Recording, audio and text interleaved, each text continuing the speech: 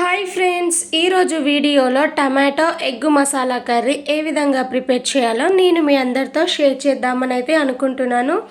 ఒక్కసారి నేను చెప్పినట్టు ఇట్లా ఎగ్ కర్రీ అయితే ట్రై చేయండి. టేస్ట్ అయితే నెక్స్ట్ లెవెల్ ఉంటుందండి.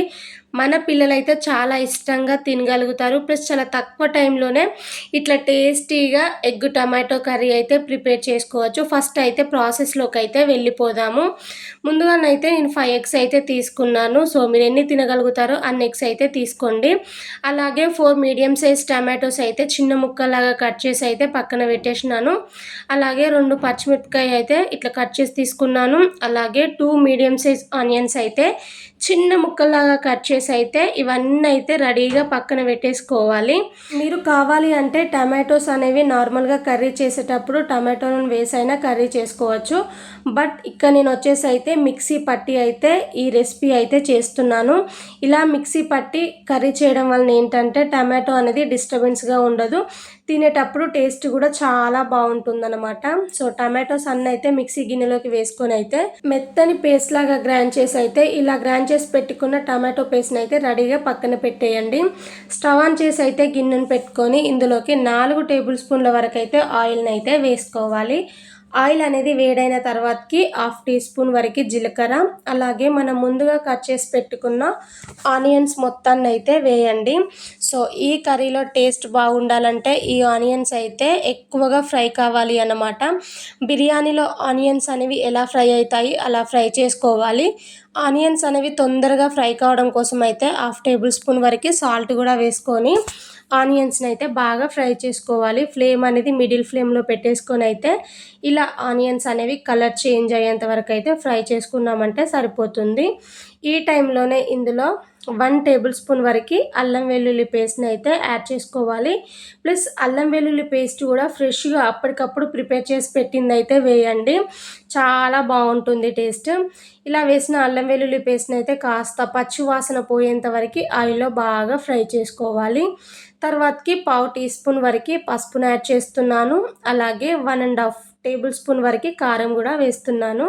మీరు తినే టేస్ట్కి తగ్గట్టు అయితే కారం అయితే అడ్జస్ట్ చేసుకోండి. నేను తీసుకున్న కారం అనేది కొంచెం స్పైసీగానే ఉంటుంది కాబట్టి 1.5 టేబుల్ స్పూన్ వేసాను.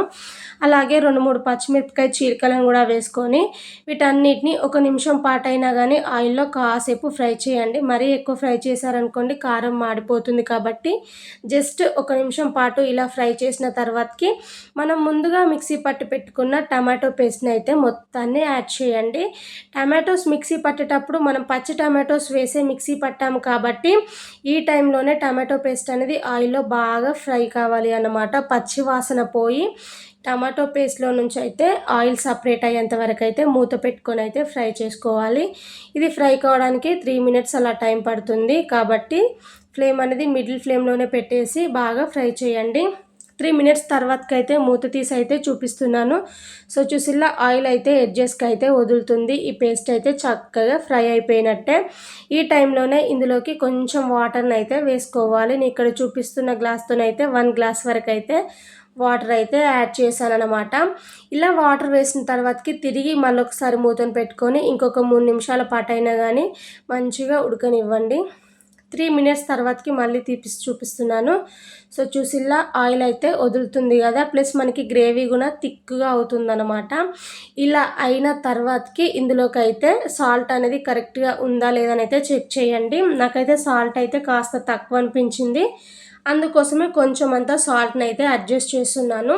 ఇన్ కేస్ మీకు సాల్ట్ సరిపోయిందనుకోండి వేయాల్సిన అవసరం లేదు. ఈ టైంలోనే ఎగ్స్ అయితే కొట్టివేస్తున్నాను. నేనైతే షాప్కి వెళ్ళి ఫ్రెష్గా తీసి పెట్టుకున్న ఎగ్స్ కాబట్టి ఇట్లా డైరెక్ట్గానే వేస్తున్నాను. ఒకవేళ మీరు ఎగ్స్ అనేవి ఇంట్లో తెచ్చిపెట్టుకొని చాలా డేస్ అవుతుందనుకోండి ఇలా వేయకండి, ఎందుకంటే కొన్ని ఎగ్స్ ఖరాబ్ అయినవి ఉన్నాయి అనుకోండి కర్రీ మొత్తం పాడైపోతుంది. కాబట్టి ఏదైనా గిన్నెలో చెక్ చేసుకుంటూ ఒక్కొక్క ఎగ్గుని అయితే యాడ్ చేయండి అన్నమాట. నేనైతే చెప్పాను కదా అప్పటికప్పుడు షాప్ నుండి తీసుకొచ్చుకున్న ఎగ్స్ కాబట్టి ఫ్రెష్గానే ఉంటాయి ఎగ్స్ కాబట్టి డైరెక్ట్గానే ఇందులో కొట్టివేస్తున్నాను. నేను ఇక్కడ ఎగ్స్ కూడా అయితే ఒక 5 తీసుకున్నాను అనమాట. ఇలా 5 తీసుకోవాలని ఏం లేదండి, మీ ఇంట్లో ఎన్ని తినగలుగుతారో అన్ని ఎగ్స్ అయితే యాడ్ చేసుకోవాలి. ఇలా ఎగ్స్ వేసిన తర్వాతకి మూత పెట్టుకొని అయితే ఫ్లేమ్ అనేది సిమ్లోనే పెట్టుకొని ఒక 2 నిమిషాలు అయితే ఉడకనివ్వండి. 2 మినిట్స్ తర్వాతకి మళ్ళీ మూత తీసి అయితే చూపిస్తున్నాను. ఎగ్ అనేది మనకి కాస్త ఉడికినట్టు అవుతుంది. ఈ టైంలో గజిబిజిగా కలపకుండా జస్ట్ ఒక్కొక్క ఎగ్గును ఇట్లా తిప్పివేయండి. ఇలా తిప్పివేయడం వలన ఏంటంటే ఎగ్ పీసెస్ అనేవి వేసుకోవడానికి చాలా బాగుంటాయి. ప్లస్ టేస్ట్ బాగుంటుందన్నమాట.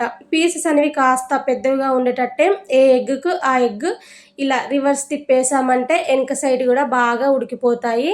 సో మళ్ళీ మూత పెట్టుకొని ఇంకొక 2 నిమిషాలు మనం ఎగ్ తిప్పేసాం కదా, అటు సైడ్ కూడా ఉడకనివ్వాలన్నమాట.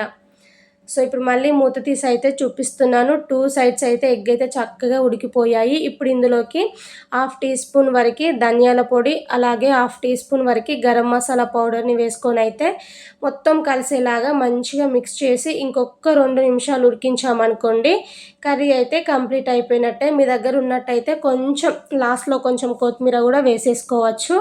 నిజంగా చెప్తున్నానండి, ఇలా చేసిన ఈ tomato egg masala curry taste అయితే చాలా అంటే చాలా బాగుంటుంది. ఒక్కసారి నేను చెప్పినట్టయితే ట్రై చేయండి, టేస్ట్ అయితే అదిరిపోతుంది. డెఫినెట్గా ఈ రెసిపీకి అయితే మీ ఇంట్లో వాళ్ళందరూ అయితే ఫిదా అవుతారు. వేడి వేడి అన్నంలోకి అయితే ఎగ్ కర్రీ అయితే సర్వ్ చేసుకొని అయితే తిన్నాను. అసలు వేరే లెవెల్ అన్నమాట టేస్ట్. ఐ హోప్ ఈ వీడియో మీ అందరికీ నచ్చిందని అనుకుంటున్నాను. నచ్చితే లైక్ చేయండి, షేర్ చేయండి, కామెంట్ చేయండి. మరిన్ని వీడియోల కోసం మన ఛానల్ని అయితే సబ్స్క్రైబ్ చేస్తూనే ఉండండి. మరొక రెసిపీతో మళ్ళీ మీ ముందుకు వస్తాను. Take care, bye bye.